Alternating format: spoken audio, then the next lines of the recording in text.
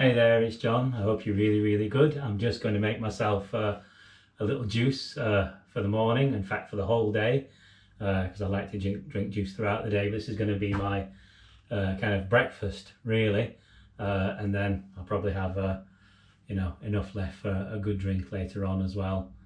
I was just reflecting that times like these, they're really good opportunities to kind of have a look at perhaps how we've been looking after ourselves, and instead of kind of getting into a terrible panic about things, just using these times as a window of opportunity, because every day is a window of opportunity, but it's when sort of bigger stuff comes along that we can sometimes it forces us to look, and the immunity of the body, the health of the body should always be primary, and we should not hand that out, the responsibility for that, to anybody else. This is our own sort of personal responsibility to take care of ourselves, and then when things come along, we have like a buffer zone of health. You can't buy health, but you can build health, and trying to catch up to health once something has gone wrong or something obviously puts us on the back foot a lot of the time. So as part of one's daily practice, I wouldn't even call it self-care, quite honestly. I would call it just taking responsibility for your own life.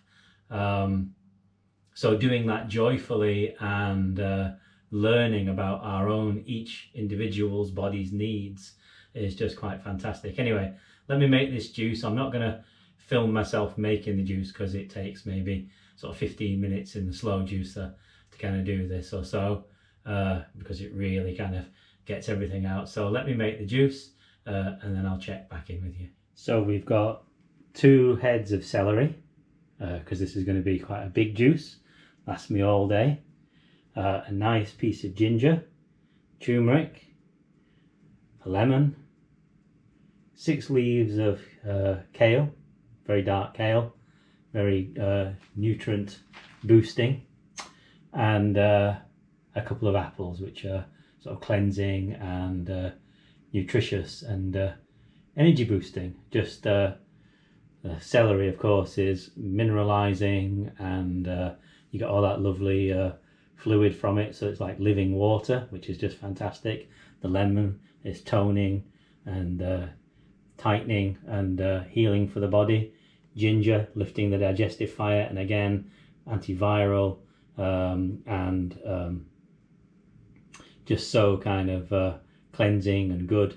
And of course turmeric, which is the magic ingredient, which is antifungal, antiviral, just so good for the body in so many ways.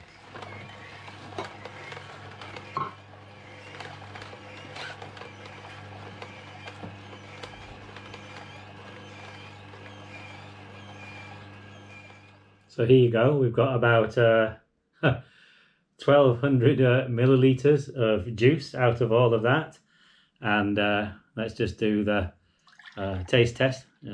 I always like the sound, actually, the soft sound of the juice. It's just like I guess when people say like the wine is happy when you pour it, if you can hear the wine being happy, then it means it's a good bottle of wine. I think with the juice you get this kind of soft, kind of gurgling, sort of joyous sound. This might sound insane, but there you go. And full-bodied, and has a nice bouquet, and fantastic. You see the apples give it that lift. You don't want to kind of overdo it on the apple. I can't quite go just kind of fully kind of vegetable juice, as it were. I have to have a bit of apple in there just to give it a bit of a lift. But we have the dense green, the kale, all that nutrition, all that kind of vegetable protein, the mineralization and all the liquid from the celery, flushing you out, kind of cleaning out the body, really kind of lifting you up. The lemon, for the vitamin C, and also the tonifying effects, ginger tonifying, and so on and so on, but never ever leave out the turmeric. That's just magical Ayurvedic stuff, And I was just kind of reflecting. I was making the juice. It didn't take as long. As I said, it probably took about 6 or 7 minutes, actually. And some people will be thinking to themselves, well, I don't have time to juice. And I hear this all the time. I actually had a teacher in a school when I was teaching meditation in a school once say, I don't have time to breathe. So I'll leave you with that. I don't have time to. Because I'm not for telling anybody anything really about what you should do or anything. It's your life, you know. I just want to kind of share with you things that may hopefully be of use or support or create space for you and inspire you, you know. Doesn't need any courage or anything like that. People are always doing challenges and courage and overcoming and this, that, the other. Basically, if you want to feel better, just start understanding what it is that makes you feel better.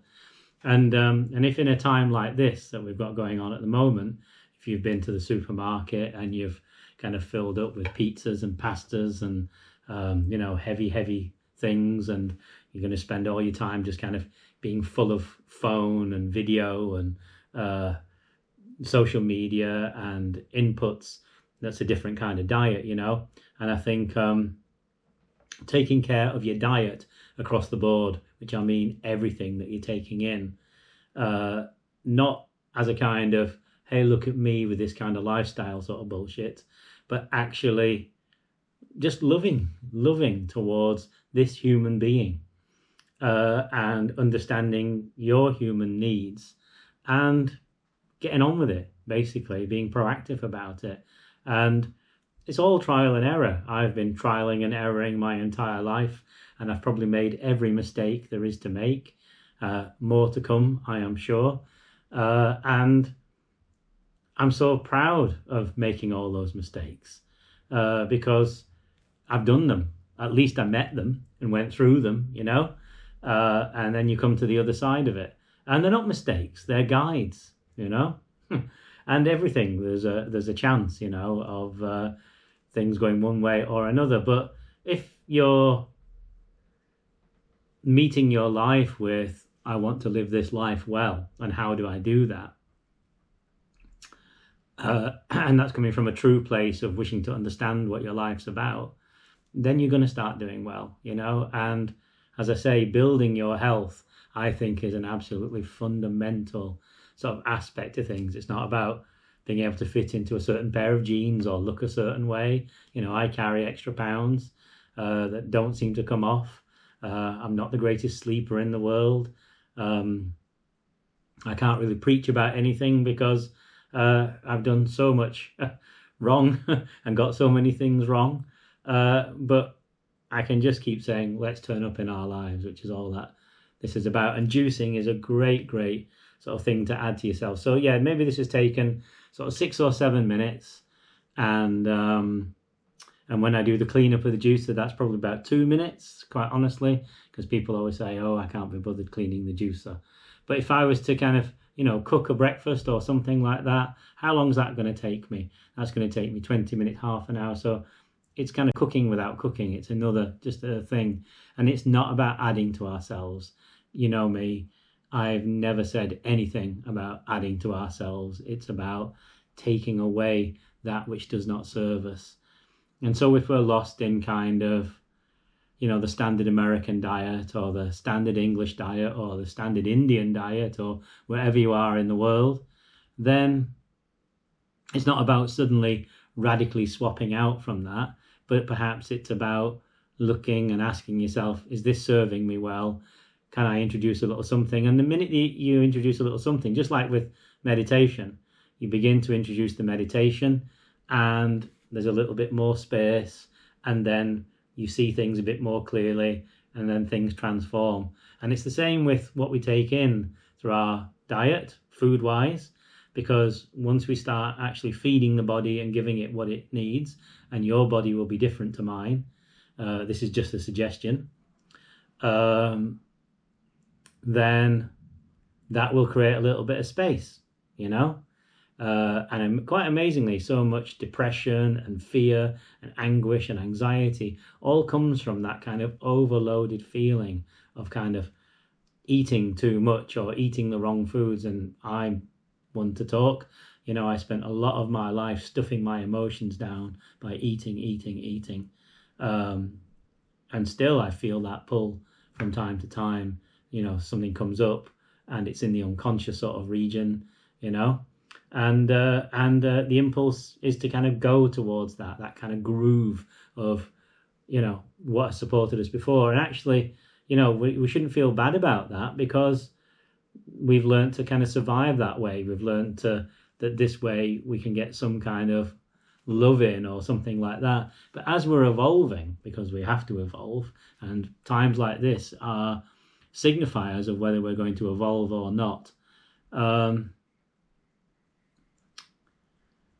means that we can make choices. You know, okay, I've loved myself, thank you, through this way of doing things. Now I'm going to choose to love myself, and with a small upgrade, you know, I'm going to introduce something. And of course, the other part of the diet about what you take in facts, and take in sensible stuff, take in stuff that lifts you and heals you and inspires you, and everything else, just you can choose to just let that be. We don't have to kind of eat everything that's given to us, because I don't know if you've noticed or not, there's so many things at the moment out there looking to capitalize on your and my fear, hoping to trigger your fear and then to capitalize upon it. You know, it's what's called the Hegelian dialectic. And of course, that's part of insane version of capitalism 101. Nothing wrong with money, nothing wrong with actually fair exchange, nothing wrong with you know, working or anything like that. But when it's actually sort of parasitical and will use anything to kind of suck another dollar, another rupee, another pound out of you, it ain't on our side at all. So we have to kind of look after ourselves and each other. This is an opportunity for kindness and love in our own lives, and of course that creates a space for kindness and love with others. So let's not even use the word self-care, let's just use the words being human, looking after ourselves, taking responsibility, stuff like that. Anyway, I'm gonna have this and go on with the day, and I hope you have a great day. Lots of love. Take care.